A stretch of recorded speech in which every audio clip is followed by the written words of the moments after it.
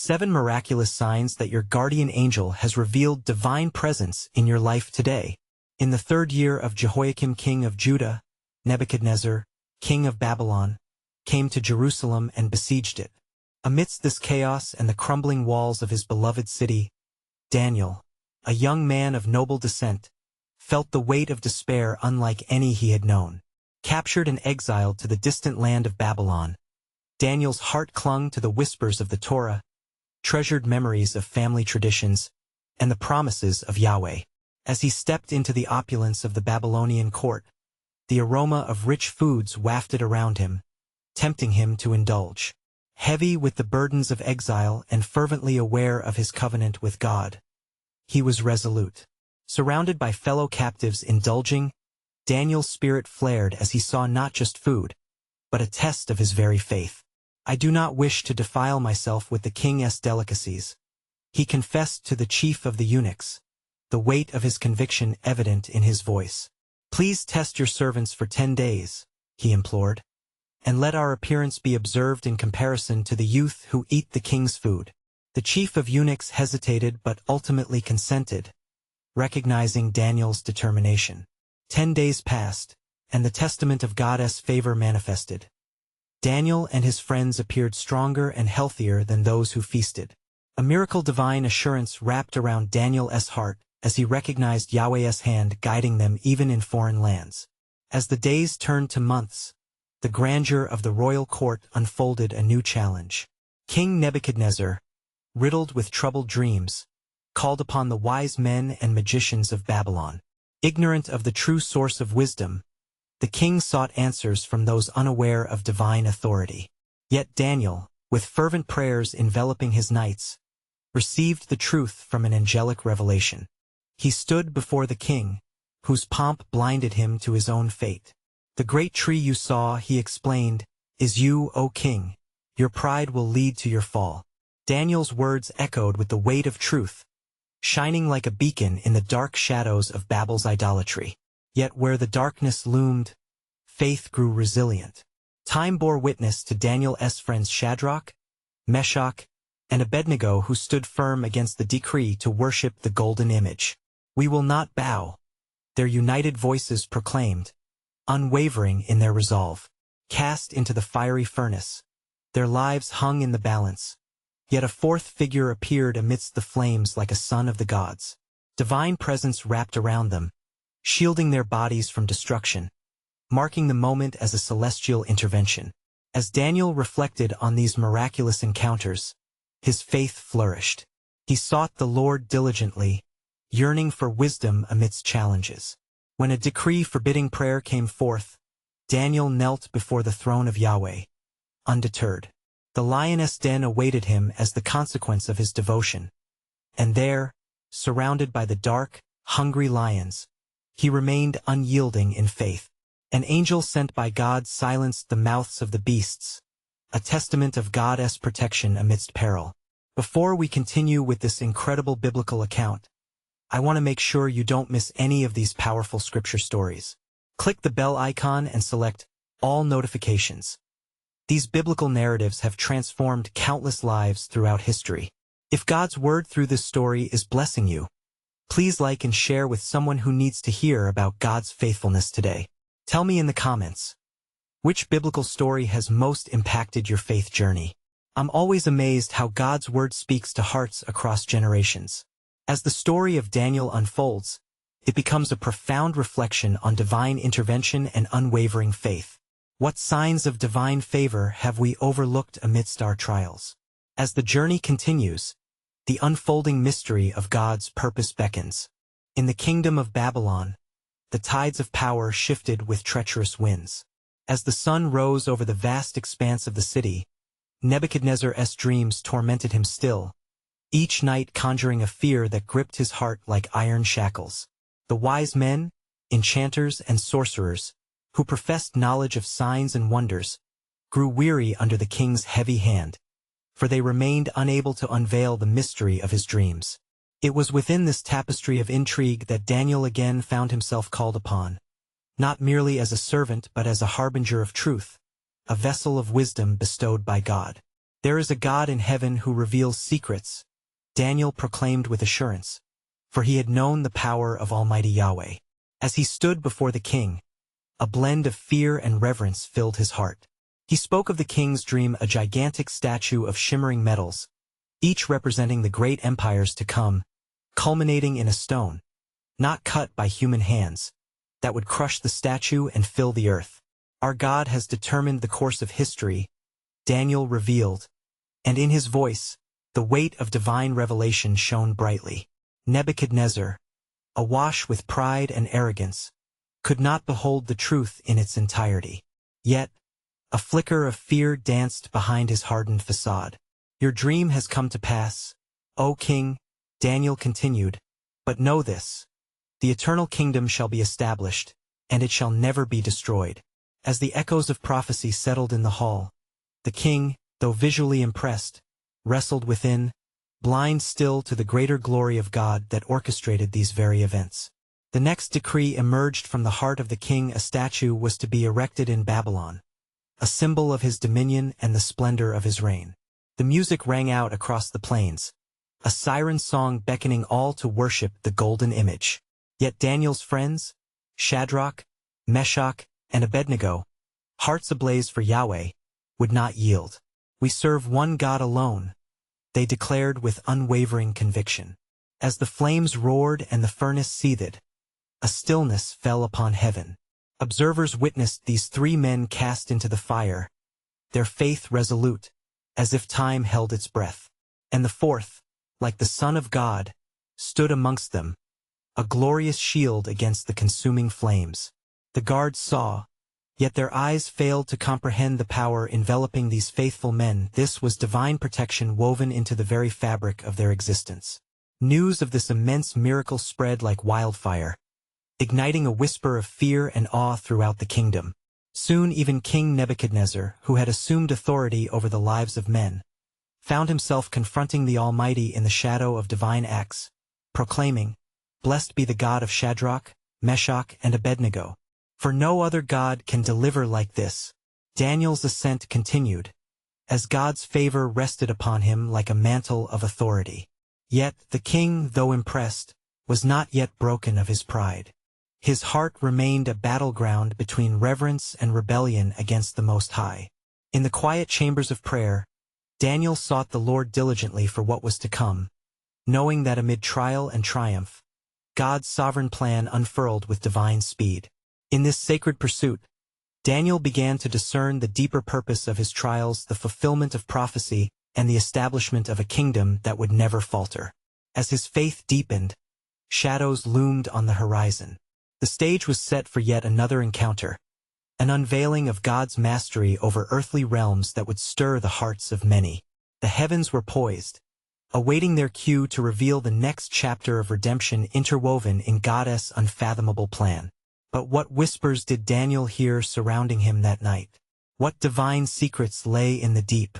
The mystery of God's sovereign plan beckoned, drawing near like the quiet rumbling before a storm. In the days that followed the miraculous deliverance of Shadrach, Meshach, and Abednego, a palpable tension hung in the air of Babylon. Nebuchadnezzar, as he sat upon his throne, felt the transformation within his heart. Each proclamation that extolled the power of the God of Israel seemed to pierce his soul, igniting a battle of will against the invisible hand that shaped his empire. Daniel, ever diligent in prayer, sought wisdom through the divine communion of the Spirit. It was on one of these nights of supplication that a vision consumed him, a vision like no other, filled with celestial wonder. He beheld 4 great beasts rising out of the sea, each more fearsome than the last. The first, like a lion with the wings of an eagle. The second, a bear raised up on one side, gnawing upon ribs. The third, a 4-headed leopard with wings. And the fourth, a terrifying, dreadful beast with iron teeth. As he gazed upon these manifestations, a chill gripped Daniel's heart. He saw a court assembled in the heavens, and an Ancient of Days seated upon a throne, clothed in white and surrounded by fiery streams. "The time has come," the voice boomed, echoing through the chambers of his mind. "The kingdoms of man shall be judged, and dominion shall be given to the Son of Man. Daniel trembled. For understanding dawned. These beasts represented kingdoms that would trample the earth, but ultimately, they would crumble, for the eternal reign was destined for God's chosen. This is the mystery of the Most High, he exclaimed. For the glory of God shall overshadow the pride of man. Meanwhile, as rumors of the miraculous rescue spread, Nebuchadnezzar summoned his wise men yet again. Tell me, he bellowed, what must come of these visions? What is their meaning? But the enchanters, whose eyes were clouded by the folly of their own understanding, could only shake their heads in despair. Daniel, emboldened by the revelations granted him, stood before the king once more. O king, the dreams you seek to grasp are intertwined with all human history. The four beasts, he began, symbolize the kingdoms that will rise and fall. But fear not, for the kingdom that shall prevail forever is the one handed over to the saints of the Most High. At this, the king's heart was struck with a mixture of awe and dread. Can it be, he murmured, that my reign and all that I have built can tumble as the fruit of a mere vision? The weight of his own arrogance hung in the air, and for the first time he glimpsed the edge of humility. Yet, as trumpet blasts echoed across the land, a new decree issued forth, decreeing that all peoples should honor the God of Israel, for he alone was worthy of worship. An unsettling dichotomy stirred within Nebuchadnezzar. He grappled with the weight of his newfound reverence juxtaposed against the chains of his former pride. In every generation, O king, Daniel spoke with urgency, God reveals his glory and his plan. The time will come when every nation will bow before him. And thus, with hope ignited and fear lurking in his heart, Nebuchadnezzar pondered the implications of these truths. Yet still, there was unease, for pride is a thick fog, obscuring the path of surrender. As the sun set over Babylon, casting long shadows over the city, Daniel knelt once more, seeking the Lord through prayer. A new vision stirred within him, a reassurance that eclipsed his fear. God still held the nations in the palm of his hand. There was a divine orchestration above the chaos, a blueprint unfolding with each beat of history, beckoning souls to embrace grace. But as the heavens stirred with promise, what more lay ahead on this path of revelation? What secret alliances converged, and what cosmic battles raged as fulfillment drew nearer? The tapestry of God's sovereign design lay yet unspooled, whispering of mysteries yet to be unveiled. In the season that followed Nebuchadnezzar's decree, a shadow fell over the land as whispers of the divine began to entwine with the fabric of Babylonian life. The king, stricken by his dreams and the events unfolding before his eyes, sought the counsel of Daniel again. His heart was no longer solely a vessel of pride. It bore a growing weight of reverence and uncertainty. "Speak to me, Daniel," the king commanded as he summoned the wise man to his court. "What further revelations has your God declared? What significance do these dreams hold for my kingdom, and what of the future?" Daniel bowed his head in respect, feeling the heaviness of the moment. "O king, your dreams are a beacon to warn and guide, a testament of God's sovereign purpose over the kingdoms of men." There was a tremor in his voice as he continued, "Yet, the visions denote not only your reign but prepare a way for the coming of his ultimate plan." The king leaned forward, captivated and apprehensive. "Then reveal to me what lies ahead, for even in my sleeplessness, fear grips me like a vice." With courage, Daniel recounted the vision once more, detailing how the Ancient of Days would judge the kingdoms represented by the beasts. "The fourth beast," he said solemnly, "is notably more fearsome, but it is not without an end. And the saints of the Most High shall receive a kingdom that shall never pass away." The Most High is the final authority. Nebuchadnezzar's brow furrowed with contemplation. Am I to prepare my heart for such an overthrow? Is my understanding of dominion merely a fleeting shadow? In this moment, Daniel felt the weight of both the ruler's anguish and the gravity of his calling. "King, it is the truth of God's ways that he often uses the humble to confound the proud. Yet fear not, for humbling oneself before the Almighty may lead to grace rather than judgment." As these words sank deep into the king's heart, the air thickened with divine expectancy. Nebuchadnezzar, wrestling with the implications, resolved to seek the God of Israel in earnest, as the wise men of Babylon looked on with disbelief and intrigue. Days elapsed, and the city of Babylon found itself ensconced in the mysteries of heaven. A great cloud brought rain that refreshed the parched earth, and the cries of the humble echoed through its streets. The king, now a seeker of the truth, gathered the people, proclaiming, "Turn from your idols. Acknowledge the God of Daniel, for he has shown us his splendor through signs and wonders." Among the people murmurs grew, hope ignited in the hearts of the oppressed. A gathering of souls with Shadrach, Meshach, and Abednego leading the charge began to rise in strength, fostering faith amidst darkness. For in their hearts burned the assurance that the God of Israel would not forsake his own, even in captivity. Yet as this movement flowed through the veins of the city, Daniel found himself immersed once again in prayer. He beseeched the Lord for further revelation and understanding what was about to unfold in the kingdom. There, awash in the glow of divine light, a vision consumed him anew. He heard the voice of the Ancient of Days once more speak with clarity. "For the judgment shall begin, the time of the end hastens near."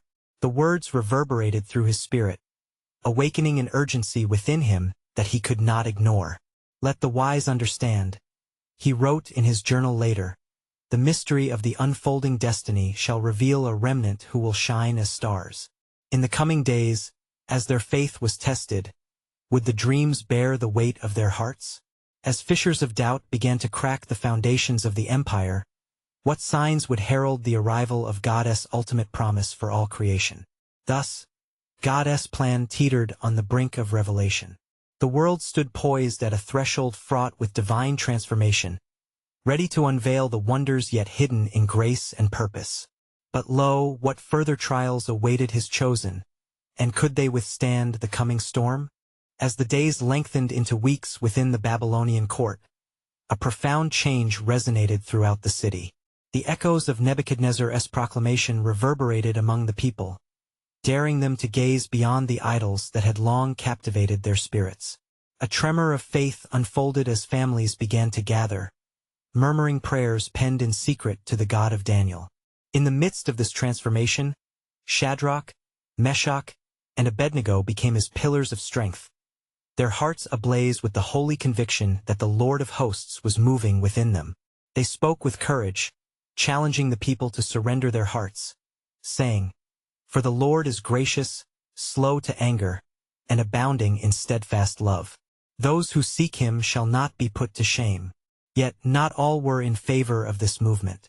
The wise men of Babylon, who had claimed their wisdom in the king's court, felt the sting of jealousy igniting within them. They feared the shifting tides, for their counsel was clouded and their authority waned in the light of the truth unfolding. They conspired against the faithful, desiring to extinguish the growing flame of hope. One fateful evening, as the sun dipped below the horizon, a troop of these wise men approached the king. They bowed low, feigning reverence. "O king, may you live forever. It has come to our ears that the young men who serve you have disrespected your decree. They will not bow their hearts to your statue, nor will they worship your gods. We beseech you to act in wisdom, lest your kingdom falter amidst disobedience." Nebuchadnezzar, angered yet conflicted by his recent pursuits of the God of Israel, summoned Shadrach, Meshach, and Abednego. His brow furrowed deeply as he confronted them. "Is it true that you will not serve my gods or bow before the golden image I have set up? Now, if you are ready to fall down and worship, all will be well. But if not, you shall be cast into the fiery furnace. And who is the God who will deliver you?" The three men stood resolute, their spirits unyielding. "O Nebuchadnezzar, we have no need to answer you in this matter. Our God, whom we serve, is able to deliver us from the burning fiery furnace, and he will deliver us from your hand, O king. But if not, be it known to you that we will not serve your gods or worship the golden image you have set up." Daniel 3 verses 16 to 18. The king's rage ignited further, his wrath boiling like the fiery furnace itself. He commanded that the flames be heated 7 times more than usual. As the fire roared and the air thickened with smoke, the men were bound and cast into the furnace, their faith a beacon amidst the encroaching darkness. But lo, as the flames crackled, King Nebuchadnezzar's gaze shifted, and he was astonished. "Did we not cast 3 men bound into the fire?" he inquired of his counselors. "But I see 4 men unbound, walking in the midst of the fire, and they are not hurt. And the appearance of the 4th is like a son of the gods." Daniel 3 verses 24 to 25. The countenance of the king shifted from fury to awe, as the miraculous presence of God enveloped his faithful ones. In that moment, Nebuchadnezzar comprehended the truth of Daniel's proclamations. As he called for the men to come forth, all of Babylon witnessed the supremacy of the God of Israel. And thus, the king spoke, declaring a new decree. "Blessed be the God of Shadrach, Meshach, and Abednego, who has sent his angel and delivered his servants, who trusted in him." The royal edict spread through the kingdom, igniting faith in the hearts of many who had once worshipped in vain. Yet even with this display of divine power, a lingering question echoed in the heavens. What other signs would unfold as God's sovereign plan unraveled, drawing even the most hardened hearts to the truth? As the kingdom watched, the time drew close for greater revelations of divine grace and judgment. The unfolding narrative of God's purpose was poised for a climactic moment. What would the next act of faith reveal in the annals of history? As the echoes of the king's newfound proclamation reverberated through Babylon, the hearts of the people began to awaken to a stirring of faith unimagined. Many who had once turned their backs on the God of Daniel now found themselves captivated by the remarkable deeds that had unfolded before them. Shops and homes became places of whispered acknowledgement of the God who had saved Shadrach, Meshach, and Abednego from the fiery furnace. The air was thick with anticipation, for the people sensed that something profound was yet to come. Within the king's palace, Nebuchadnezzar reflected deeply upon the miraculous deliverance he had witnessed. Dreams plagued him still, visions that spoke of powers beyond human understanding. The flame of curiosity burned bright beneath his royal facade, prompting him to seek out the wisest counselors among his court. This time, however, the wise men found themselves at a loss for answers regarding the king's more recent dreams. "Call for Daniel," he commanded, yearning for clarity. For the Spirit of the Most High God rested upon Daniel, a man of extraordinary insight and understanding. Daniel arrived, having heard of the king's troubles. His countenance shone with the light of divine illumination as he approached the throne, where Nebuchadnezzar awaited with bated breath. "O king, may your dreams be revealed and your heart be at peace," Daniel spoke, sensing the urgency of the moment. "Behold, I saw a vision," Nebuchadnezzar recounted, his voice trembling.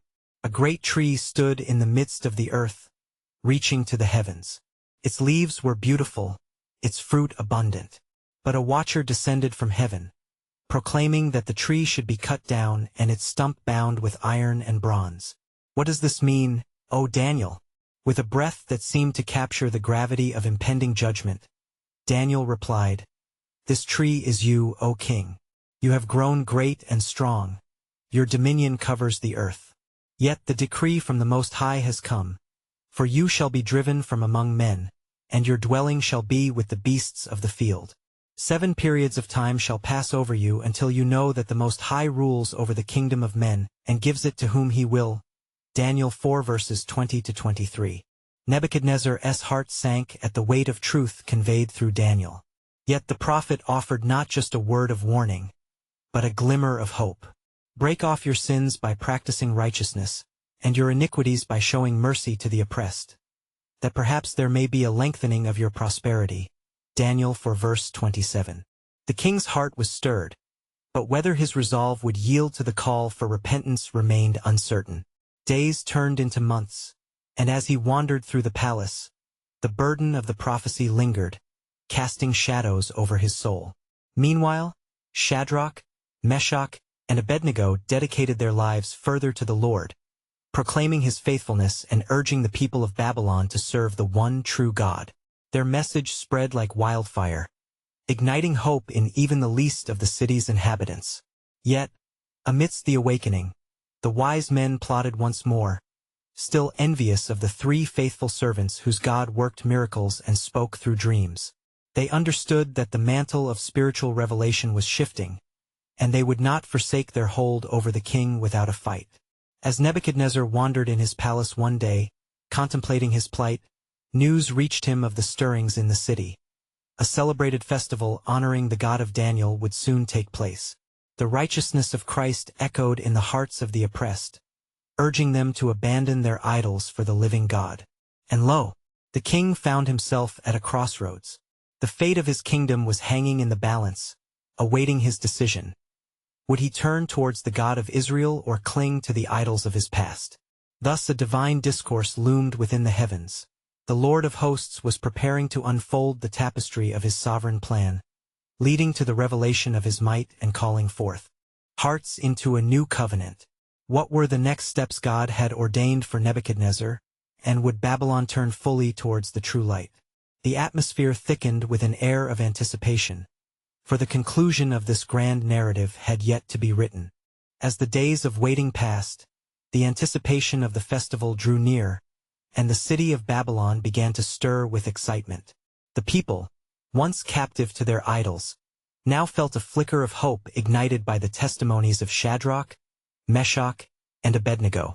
They gathered in the streets, calling upon the name of the Lord, their voices rising like incense before the heavens. Within the palace, King Nebuchadnezzar struggled internally. His heart was torn between adherence to the lessons he had learned and the fears harbored in the depths of his soul. He recalled the visions that haunted him, the tree that represented his own reign, and the ominous decree that loomed over him. His advisors, seeing the shift in public sentiment, whispered amongst themselves, plotting to reclaim their influence. "O king," they said, "do not let this extravagance blind you. The God of the Hebrews has shown you favor, yet you remain in peril. He is a jealous God, and the strength of your kingdom rests upon your devotion to our gods." Their words were laced with both flattery and veiled threats, seeking to draw the king back into the shadows of idolatry. However, the Spirit of the Most High was rousing within Nebuchadnezzar, creating turmoil within him, urging him to choose wisely. In the depths of uncertainty, he turned his gaze toward Daniel, seeking counsel from the one he knew possessed a divine connection. Daniel, he beckoned, his voice filled with both reverence and doubt. "I find myself at the precipice of two paths, the way of my fathers, leading me back to the worship of our idols, or the path of a God I scarcely understand but have seen work wonders. What do I do?" Daniel, seeing the king's turmoil, spoke with a voice that carried the weight of the Lord. "O king, you must surrender your heart before the God of heaven. Embrace his ways, and in your humility he shall restore you. Remember, the Most High rules over all and has the power to humble the proud." As the festival day arrived, the people gathered with anticipation under the vast sky, adorned with lights and offerings. The spiritual atmosphere was electric, reverberating with the understanding that something greater was unfolding. The faith of the people had transformed, and their collective voice rose in prayer, calling out for mercy and deliverance. In the very midst of the assembly, a hush fell. The hearts of many trembled as they understood the spiritual significance of their gathering. A profound awareness washed over them. The living God stood among them, ready to be made known, should their hearts be aligned. Yet the wise men, desperate to regain control, took their positions. They concocted a scheme to discredit the faith of the believers. "Let us declare a great statue to be worshipped, that all may bow and submit, lest they be cast out." They conspired, hoping to ensnare the hearts of the people once more in idolatry. But Shadrach, Meshach, and Abednego, emboldened by their commitment to the God of Israel, stood resolute. "We will not bow down," they declared, their voices defiant against the adversarial winds. Unwavering in their faith, they added, "Our God can deliver us. But even if he does not, we will not serve your gods." Nebuchadnezzar, witnessing this act of faith, felt a pang in his heart, a confrontation with his own spirit. Could he give in to the pressures of the flesh, or would he align himself with the living God he had reluctantly begun to acknowledge? As he stood there, caught between despair and the promise of the Most High, a great quaking rose from within him. What if Daniel was right? What if his kingdom depended upon this very moment? The skies seemed to darken, hinting at the tension of divine purpose prevailing over human will. Would he grasp the opportunity to align himself with the God of all creation? The hour of decision beckoned, and Babylon awaited its king's declaration. For the heavens were stirring, and the ultimate revelation of God's sovereign plan was about to unfold, preparing the hearts of all for a new covenant yet unseen. As the sun began to rise, casting a golden hue over the land of Babylon, the festival atmosphere thickened with expectancy. The king, now wrestling with the significance of that day, summoned his servants, declaring with a voice that commanded attention, "Gather the people. Let them come before me, for in this hour I must make a proclamation." The grand square, adorned with vibrant banners and offerings, filled rapidly as the citizens of Babylon, eager to witness their king's announcement, pressed forward. Nebuchadnezzar's heart beat like a drum. He felt the weight of the nations upon his shoulders, a fearful bearing mingled with a deep yearning for clarity. "My people," he began, his voice reverberating across the assembly, "we stand at a crossroads, where the worship of the great gods of Babylon faces a challenge from a singular force, the God of the Hebrews." A murmur rushed through the crowd, as eyes widened and breaths were bated. "Shadrach, Meshach, and Abednego," the king continued, "have refused to bow down to the image I have set forth. And yet, they have declared a faith that claims their God can deliver them. What manner of God is this?" As he spoke, a stillness enveloped the crowd. They waited, hearts racing in anticipation. Among them, the faithful reformers whispered prayers to the Most High, their spirits igniting with hope, for they sensed the shift in their king's heart. Suddenly, filled with rage, Nebuchadnezzar's earlier turmoil resurfaced. "Bring them to me," he commanded, and forth came Shadrach, Meshach, and Abednego, unwavering, their faces set with resolve. He glared at them, his voice low and chilling. "Is it true that you will not worship the golden image? You shall be cast into the furnace. Who is this God that can deliver you from my hand?" With courage layered in conviction, Shadrach answered, "O king, we have no need to defend ourselves before you. If we are thrown in the blazing furnace, the God we serve is able to deliver us. But if not, we will not bow down to your gods." This bold proclamation pierced the hearts of many. The courage of these young men echoed like thunder among the assembly, awakening dormant faith. Nebuchadnezzar, his face lined with fury, commanded the furnace to be heated 7 times hotter. The flames roared, ready to consume, yet within the boiling pit lay a cruel reminder of his own frailty. As he gazed into the inferno, fear clutched his heart, a battle of belief ignited within him. The flames crackled, yet the God of Israel, filled with divine purpose, promised a revelation. His will was to be manifested through the faith of his servants and the disdain for idolatry. Shadrach, Meshach, and Abednego, standing firm in their convictions, became vessels of testimony to all of Babylon. As they were bound and prepared for the fiery blaze, a hush fell over the crowd, weighing heavily upon their hearts. The king's mind warred between memory and prophecy, visions of glory entwined with a haunting awareness of God's sovereignty. Yet, the heat that threatened their very lives could not compare to the faith that burned within them, a faith that transcended the physical realm. And in that sacred moment, the winds shifted, whispering of heaven's glory yet to unfold and the sovereign plan of the Almighty, beckoning all to witness the miraculous deliverance about to be revealed.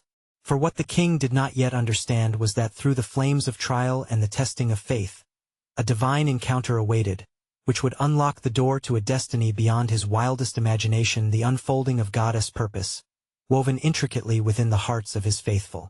As the flames leapt higher, devouring the wood, a hush swept through the city. The eyes of the gathered multitude were fixed upon the impending execution of Shadrach, Meshach, and Abednego, their hearts caught in a web of tension and dread. The furnace, a great gaping mouth of death, was a vivid reminder of the king's power, and yet, the faith of the three stood as an unwavering beacon against despair. "Heat it 7 times hotter," Nebuchadnezzar bellowed, his voice trembling with rage and desperation. With every command, his trust in the golden idol wavered. Though he believed himself the master of destiny, unseen forces were at work, crafting a reality far beyond his grasp. Amidst the chaos, a flicker of hope surged within the assembly as their breaths mingled with the smoke. As the soldiers prepared to throw the young men into the furnace, a palpable silence fell, a prelude to the uncertain fate of Shadrach, Meshach, and Abednego. The binding ropes cracked as the guards approached the inferno, the flames roaring like thunder, a manifestation of judgment and wrath aimed at compliance and fear. Yet, as they were cast into the flames, the miraculous unfolded before the eyes of the king and the crowd alike. The fire, blistering with vengeance, did not consume them. Instead, they walked freely within its fiery depths. A great wonder erupted, for it became evident to all that they were not alone in that raging destruction.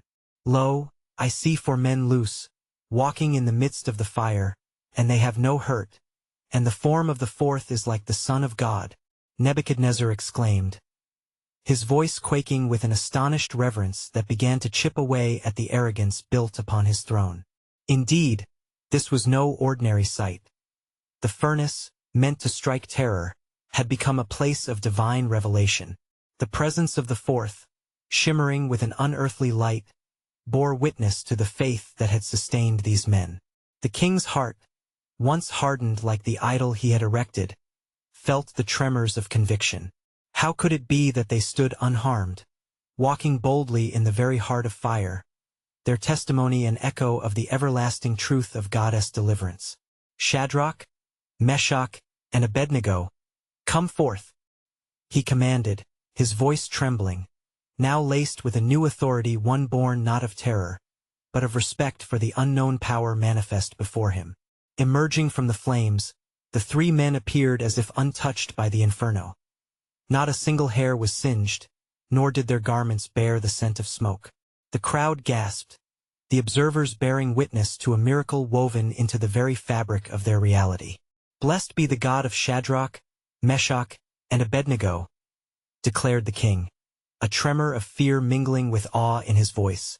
He hath sent his angel, and delivered his servants that trusted in him. It dawned upon him that the God of the Hebrews was indeed greater than any carved image, greater than his earthly power, transcending all he had ever known. In this pivotal moment, a shout arose from the people, signaling a shift in the spiritual climate of Babylon, a testament to the unfolding of a divine mystery. The king, struck by a revelation that would reshape his heart and kingdom, pondered the implications. There was indeed purpose in their trials, a purpose that would ripple not only through Babylon but through the ages, a redemptive story woven into the salvation arc of humanity. For as the flames danced wildly, illuminating the night, God's plan was being etched upon the hearts of the faithful. The king's confession opened a door to the unimaginable, a declaration that reverberated into the annals of history and prophecy, revealing that the true sovereignty of God had always prevailed over deception and idolatry. And so, they marveled at the faithful deliverance, while questions hung in the air, echoing through the ages. What greater wonders awaited those who dared to trust the Almighty? What would be the next sign of his unending grace in this land, now seeking the truth of the one who saves? In the wake of the miraculous deliverance of Shadrach, Meshach, and Abednego, the air of Babylon was thick with transformation. Nebuchadnezzar, who had once exalted himself above all, now grappled with the profound revelation of God's sovereign might. His heart, once hardened by pride, began to soften, yielding to the truth he could no longer deny. Blessed be the God of Shadrach, Meshach, and Abednego, he proclaimed with a voice heavy with awe and humility. His proclamation resonated within the hearts of the people as a new dawn broke over Babylon, ushering in a season of awakening. The remnants of idolatry began to crack under the weight of faith, and the echoes of praise to the God of Israel filled the streets, a chorus of hope rising amidst despair. At the temple of the high gods of Babylon, the idols stood silent, as if they too recognized the futility of holding dominion where divine power had proven true. The wise men, once revered for their knowledge, observed the shifting currents in the people's souls and felt the tremors of their own impending obsolescence. They huddled in quiet corners, conspiring to reaffirm their relevance, yet aware their time under the king's favor wavered precariously. Meanwhile, Daniel, a beacon of wisdom, remained steadfast in prayer and intercession. His days were consumed with seeking understanding for the unfolding revelations. As he laid before the Lord, visions continued to unfold, confirming the truth of God's unfolding plan, a plan reaching far beyond earthly empires. In a vision one night, Daniel beheld a great multitude assembled before the throne of the Ancient of Days. The time has come, the voice spoke, reverberating through his very being. The kingdoms of man shall be judged, and a kingdom shall arise, an everlasting dominion sanctioned by the Most High. Filled with urgency, Daniel rose to confront the king. "O Nebuchadnezzar," he implored, "you have witnessed the glory of God, and it is not by the might of men but by the hand of the Almighty that nations stand or fall. Your humility will unlock a covenant of grace." As the king processed the weight of Daniel's words, he felt a stirring within. Days turned into weeks, and still, the mystery of the Most High hovered over him, offering grace even in the shadow of judgment. Encouraged, he called upon the people, proclaiming, "Turn from your idols to the one true God, for he alone has the power to save." The city erupted in faith, like a seed that sprouts in the warmth of sunlit spring. Families gathered to pray. Songs of worship floated on the warm winds, igniting a spiritual revival that encircled Babylon. The once proud city transformed into a bastion of belief, and one by one, the hearts of the citizens began to yield.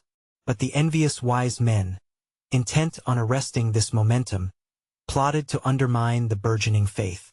"Let us bring Daniel before the king," they schemed, seeking to provoke Nebuchadnezzar against his faithful servant. Their hearts, shrouded in malice, did not reckon with the grand tapestry of God's plan unfolding through Daniel's unwavering devotion. They approached the king with heavy words, steeped in duplicity.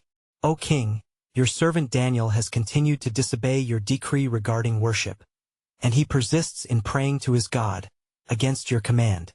In that moment, Nebuchadnezzar felt a pang of betrayal. "What do you counsel?" he demanded, his voice trembling with the weight of his choices. Yet, even as he questioned, the stirring of humility within him battled against his pride. "Let him be cast into the lioness' den," the wise men urged, not comprehending that their machinations were mere instruments of God's design. "For such a man cannot be allowed to thrive if he disobeys your command." The king, stricken with anger and confusion, acquiesced, knowing he was trapped between his newfound reverence and the intricate web woven by the envious advisers. Yet, with sorrow, he begrudgingly commanded Daniel to be thrown into the den. "May your God deliver you," the king uttered, a whisper of faith igniting in his own heart. As Daniel stood at the entrance of the den, peace surrounded him, the same peace that had calmed the lions before. He prayed earnestly to his God, embodying a trust that transcended peril. Even in the shadow of death, he declared, "My God is with me. My trust remains unabated." As the stone was rolled into place, a silence enveloped the kingdom. Nebuchadnezzar, unable to sleep, paced his chamber, wrestling with doubt. The night became a crucible of faith.